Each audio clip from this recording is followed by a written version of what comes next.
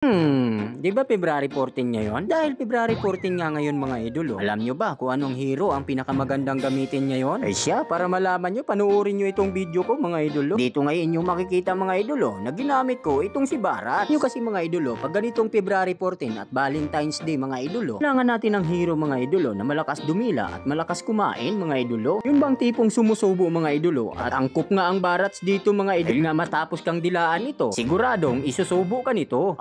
Abay, teka lang, huwag masyadong madumi ang isipan nyo mga idolo. Awat sinasabi ko lang naman dito mga idolo ay angkop ito sa hero na ito na si Barats, di ba? Kitang-kita nyo naman di ba kung paano dilaan yung kalaban mga idolo. Dito inyo makikita kung paano magsitakbo itong si Bene. Teka lang, babae ba itong Bendetta mga idolo? Babae ba to? Kung babae itong mga idolo, edi masarap kainin to. Sige mamaya, sinuwerte pa ang loko, abay nakatakas pa. Laki na pa naman itong Barats ko. Ay sorry naman mga idolo, tao lang nagkakamali rin. Uri nyo itong mga idolo. Tinamaan ng laway itong si Leomord mga idolo. Grabe ang kamandag, no? Grabe, tulog agad yung Leomord mga idolo. Dito mga idolo, panoorin nyo kung gaano kabilis dumila itong si Barats mga idolo. Saglit lang yung turi sa kanya. Ito habang kinukuha ko itong crab mga idolo, naging gulat ko rito nang bigla na lang dumating itong si Bendetta mga idolo. Kaya ang ginawa ko ay dinilaan ko itong mga idolo at isinubo ko. Ngunit aking napagtanto mga idolo na hindi naman pala masarap ang luko na to. Babatid ko na iba ang lasa nito kaya dali-dali ko itong dinura mga idolo. Sabi ba, wala naman natang ligo itong si Bendetta mga idolo. Tapos dito mga idolo, nagulat na lang ako nang biglang dumating itong si Leo. Tinawag pa nga niya rito mga idolo yung kanyang kabayo. At nagkamali siya dito mga idolo dahil hindi niya basta-basta mapapatumba itong Barats ko. Ano, talagang hahabol ka ba? Ano, papalag ka pa talaga? Yan, mamahinga ka muna. Yan mo tong pinagagawa sa akin itong Bendetta mga idolo. Di ba, wala lang damage yung mga ultimate niya oh. May sa dila ko palang mga idolo ay patay na patay sa akin to. O partida, hindi ko pa sinubo yan. Kung naman talaga, wala talagang kadala-dala itong Bendetta mga idolo. Oh, nako, tumakbo ka na kung ayaw mong isubo kita. Talaga namang pag ikay man lalaban sa akin ay talagang lalamunin kita ng buhay. Kaya mo talagang pinagagawa nito, talagang babalik pa oh. Gustong gusto mo talaga na kinakain kita ha. Sabi talaga ang kamandag nitong laway ni Barats mga idolo. Hanggang sa dila ko palang mga idolo ay patay na patay sa akin tong Bendetta. Tingnan mo talaga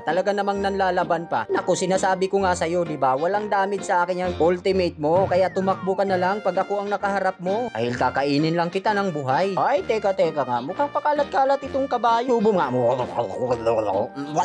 Nakakasuka naman. Agi, ang pangit naman ng lasa nito mga idolo. Tama yan Baler, tama yan, sinunog mo. Oh, mukhang masarap-sarap itong biksana mga idolo. Halika rito, halika. Didilaan kita ha?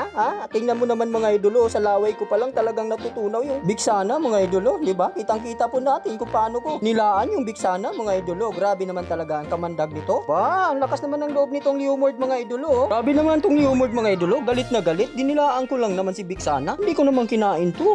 May something sa'yo, Leo ha. Masyado ka atang siloso. Gatot, gusto talagang makipaggatutan sa amin mga idolo. Dito inyo makikita mga idolo kung paano ko nilamon ng buhay to. Dahil sa matanda na nga itong gatot mga idolo, kaya medyo makunat-kunat talaga to. Inyo makikita kung paano siya sinipa ni Chupapi Munyanyo. Tingnan mo tong pinagagawa nitong Benedetta mga idolo. Yung ultimate niya, diba, tumatama sa akin pero walang kwenta, diba? Hindi nga ako halos madamage niyan mga idolo no? Dito nga ituluyan na naming napasok itong base ng aming mga kalaban. At katuwang ko nga dito mga idolo, si Lord. Ayaw nga naman talagang tapusin itong aking mga kasama. Huwag na kayo umasa. At dito nga mga idolo ay sumisilip-silip pa ako rito. Baka sakaling meron pa akong makain dito mga idolo. Nit sa kabutihan ng mabuting palad mga idolo, dito ngay nakamit na naman natin ang panalo.